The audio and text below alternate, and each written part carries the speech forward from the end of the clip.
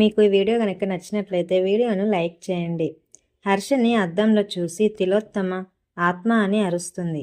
గంటలమ్మ గాయత్రి పాపను చూసి ఆత్మ అని అంటుంది. దానికి తిలోత్తమ గాయత్రి అక్కయ్య ఆత్మ కాదు, గంటలమ్మ వాడి ఆత్మ నాకు అద్దంలో కనిపించిందని అంటుంది.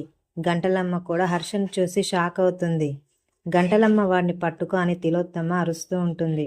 మమ్మల్ని తప్పించుకొని ఎక్కడికి వెళ్తావురా అని గంటలమ్మ అంటుంది. అప్పుడు నయని పారిపో, వెళ్ళిపో, త్వరగా వెళ్ళు, పారిపో హర్ష అని నయని అరుస్తూ ఉంటుంది. అప్పుడు గంటలమ్మ రక్తచాముండికి దొరికిపోయాడు వీడు.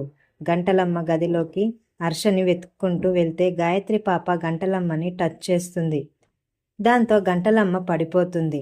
నయని గంటలమ్మని లేపుతాను అంటే గంటలమ్మ వద్దు అనేస్తుంది. తిలోత్తమ వచ్చి గంటలమ్మని వల్లభని తీసుకొని బయటకు వెళ్ళిపోతుంది. నయని కూడా మాట్లాడకుండా వెళ్ళిపోతుంది. అప్పుడు నయని విశాల్, నయని ఎవరినో ఇంటి నుంచి వెళ్ళిపోమ్మన్నావు, మా అమ్మని కాదు కదా. కాదు, కానీ ఆత్మనే బాబుగారు నేను అట్లా అన్నది అని నయని అంటుంది. అమ్మ కాకుండా ఇంకో ఆత్మ ఎవరు అని విశాల్ అడుగుతాడు. ఇక్కడికి వచ్చిన తనని పట్టుకోవడానికి వచ్చిన గంటలమ్మ గాయత్రి పాపను చూసి చాలా భయపడింది. ఒకరి కోసం వచ్చి ఇంకొకరిని చూసింది అని నయని అంటుంది. అప్పుడు విశాల్, పసిపిల్లలు దేవుడితో సమానం అన్నావు కదా, అందుకే పాపలో అమ్మగారిని చూసి భయపడి ఉంటుంది. అప్పుడు నయని అమ్మగారిని చూసిందా లేదా అమ్మవారిని చూసిందా అని అంటుంది.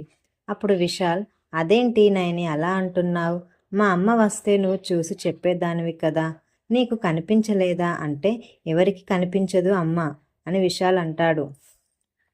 అప్పుడు నయని బాబుగారు పసిపాపగా ఉన్న అమ్మగారిని చూడమని విశాలాక్షి పసిపాప ఛాయ చూడమంది కదా, అలాంటి డ్రెస్సు గాయత్రి పాప వేసుకుంది అని తిలోత్తమ అత్తయ్య గారు లేనిపోని ఇబ్బంది పెట్టారు.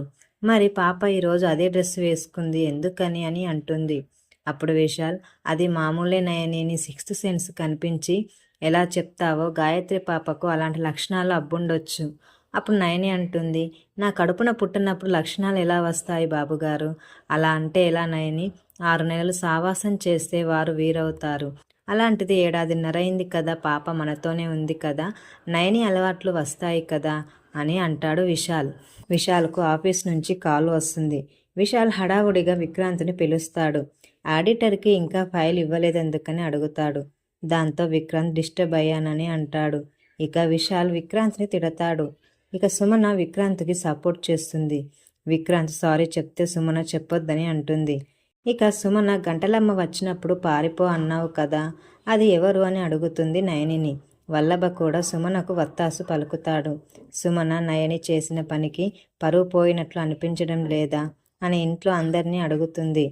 అంత మాట ఎందుకన్నావు అని విశాల్ అడిగితే, అందరికంటే ముందు హాల్లోకి వచ్చిన తన అక్క ఎవరినో ఇంట్లోకి తీసుకొచ్చిందని, అందరూ చూస్తారనే టైంలో పారిపో పారిపో అని తప్పించేసిందని అతను ఎవరని అంటుంది. దానికి కోపంగా నయని సుమన చెంప పగలగొడుతుంది. విక్రాంత్ కూడా చెంప పగలగొడతాడు. విక్రాంత్ సుమన గొంతు కూడా పట్టుకుంటాడు. అప్పుడు విశాల్ ఆపేస్తాడు. ఎవరిని వెళ్ళిపోమనంది, పారిపో పరిగెత్తమని ఎవరిని అంది సుమన అని కోపంగా అంటుంది. విక్రాంత్ నీకా అందరికా అని అడుగుతాడు. అప్పుడు వల్లభ, అందరికీ తెలియాలి, ఇంట్లో అందరం ఉన్నాం కదా, విశాల్ తమ్మి నువ్వు అడగాలి అని అంటాడు. అప్పుడు నయని అంటుంది, నేనే చెప్తాను, గంటలమ్మని తిలోత్తమ అత్తయ్య ఇంట్లో ఉండి ఆత్మని పట్టించాలని తీసుకొచ్చారు. ఆత్మ అంటే ఎవరు, మా అమ్మేనా నయని అని అంటాడు విశాల్. ఇంకా ఎవరుంటారు అని వల్లభ అంటాడు. ఉన్నారు, ఇంకా ఉన్నారని నయని అంటుంది. అప్పుడు పావనమూర్తి, వామ్మో, అంటే నువ్వు అప్పుడు వెళ్ళిపోమన్నది గాయత్రి అక్కయ్యని కాదా నయని అని అంటాడు. కాదు, అసలు గాయత్రి అమ్మగారు రాలేదు, వచ్చింది హర్ష. అవునా, హర్ష నీతో ఏం చెప్పాడు అని వల్లభ అంటాడు. మీకు పరిచయం ఉన్నట్లు అలా అన్నారేంటి బావగారు? ఓ, మీ మమ్మీ చెప్పిందా? దురదృష్టం ఏంటి అంటే హర్షని హత్య చేశారు. పూర్తి వివరాలు తెలియాలంటే ఆ పిల్లాడు నాకు మళ్ళీ కనిపించాలి అని నయని అంటుంది. అప్పుడు వల్లభ మనస్సులో, మా అమ్మే చంపిందని పెద్ద మరదలికి తెలిస్తే పరిస్థితి ఏంటో అని అనుకుంటాడు. సుమన తన భర్త అక్కలు కొట్టిన దెబ్బలకు చెంపలు పట్టుకొని కూర్చుంటుంది. ఇక విక్రాంత్ సుమనకు పోలీసులు కేసులు అంటూ భయపెడతాడు. దీంతో ఇవాళ ఎపిసోడ్ పూర్తయిపోతుంది.